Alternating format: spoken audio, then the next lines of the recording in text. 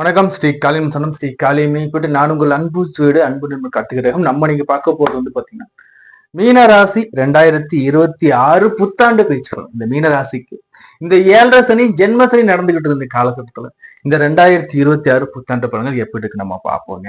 நம்ம இப்ப அடுத்து பவர் ராசிங்கிறது மீன ராசிங்க. இந்த மீன ராசி பார்த்துட்டு வரதுக்கு முன்னாடி நம்ம சேனல் இன்னும் சப்ஸ்கிரைப் பண்ணாம வீடியோஸ் பார்த்துட்டு இருக்கீங்கன்னா உங்களோட விலை மதிப்பு இல்லை அது பண்ண சப்ஸ்கிரைப் பண்ணி கிளிக் பண்ணி கொடுங்க.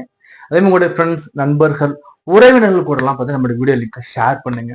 ஏன் வீடியோக்கு ஒரு மறக்காம லைக் பண்ணுங்க. புரியுதுங்களா? உங்களுடைய தனிப்பட்ட ஜாதகத்தை பார்க்கணும். என்கிட்ட ஜாதகம் இல்லை சார், டேட்டா பர்த்னா பார்க்கலாம், தாராளமா பார்க்கலாம். ஜாதகமும் இல்லை, டேட்டா பர்த்தும் இல்லை சார்னா பெயராசியில் கூட நீங்க ஜாதகம் பார்த்துக்கலாங்க. உங்களுடைய வாழ்க்கையில வரக்கூடிய கஷ்ட நஷ்டங்களுக்கு ஜோதிட ரீதியிலான தெளிவு வேணுங்க, ஜோதிட ரீதியிலான பரிகாரங்கள் வேணுங்கன்னா எந்த ஆலயம் போயிட்டு நான் வழிபாடு பண்ணி வாழ்வியல முன்னேறதுன்னு விருப்பப்பட்டீங்கன்னா ஸ்கிரீன்ல என் நம்பர் கொடுத்துருக்கேன். என் நம்பர் நீங்க கண்டக்ட் பண்ணி எப்ப வேணா நீங்க அப்பாயின்மெண்ட் வாங்கி நீங்க ஜாதகம் பார்த்துக்கோங்க. சரி, மீனராசி. இந்த மீனராசிக்கு வந்து பாத்தீங்கன்னா சொல்லணும்னா எப்பப்பா என்னனுங்க சொல்றது, 2023 எக்கச்சக்கமான கஷ்டங்கள். 2023 புத்தாண்டு ஏண்டா பிறந்துச்சும்பாங்க பாரு. ஏன்னா ஆடாத ஆட்டம் ஆடினார் சனி பகவான். ஏன்னா தன்னுடைய சொந்த வீட்டுல அவர் வந்து ஆட்சியாகி 7.5 சனியா போயிடுச்சு.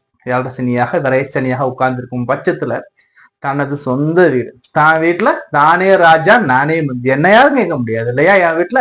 சோ அப்படி ஆடாத ஆட்டம் ஆடிய சனி பகவான் இப்ப வந்து உங்களுக்கு வந்து குருவுடைய வீட்டுல ஜென்மத்துல வந்து உட்காரு. இது வந்து 2023 பாத்தீங்கன்னா எக்கச்சக்கமான டிவோர்ஸ். அதே சமயத்துல வந்து பாத்தீங்கன்னா தேவையில்லாத அசிங்கம் அவப்பேர். சந்தேகப்பட்டாருங்க என் மனைவி என்ன பார்த்து, சந்தேகப்பட்டு என்ன விரட்டி விட்டாருங்க என் கணவர் என் மேல. ஏன்னா அப்ப ராகுவும் சரியில்லை, ராகுவும் உங்களுக்கு அப்போ சரியில்லை. அதே மாதிரி வந்து பாத்தீங்கன்னா சனியும் உங்களுக்கு விரைய சனியா உட்காந்துட்டாரு, ஆட்சியை உட்காந்துட்டாரு. உதாரணம் சொல்றோம் பாருங்களேன். இப்ப வந்து ஒரு புள்ள வீட்டுல இருக்கு, விளையாண்டுகிட்டு இருக்கு, நல்லா விளையாண்டுட்டு இருக்கு, சத்தம் போட்டுன்னு வச்சுக்கேன். அம்மா காது என்னப்பா சத்தம் போடுறா, புள்ள என்ன பண்ண சேர்ந்து நம்ம சத்தம் போட மாட்டோம். அதே மாதிரிதான் சனி. ஏன்னா சனி உட்காருது குருவோட. சோ வீடு கொடுத்த குரு வந்து பாத்தீங்கன்னா இந்த வருகின்ற ஜூன் மாதம் 2026 உச்சம் ஆயிடும்.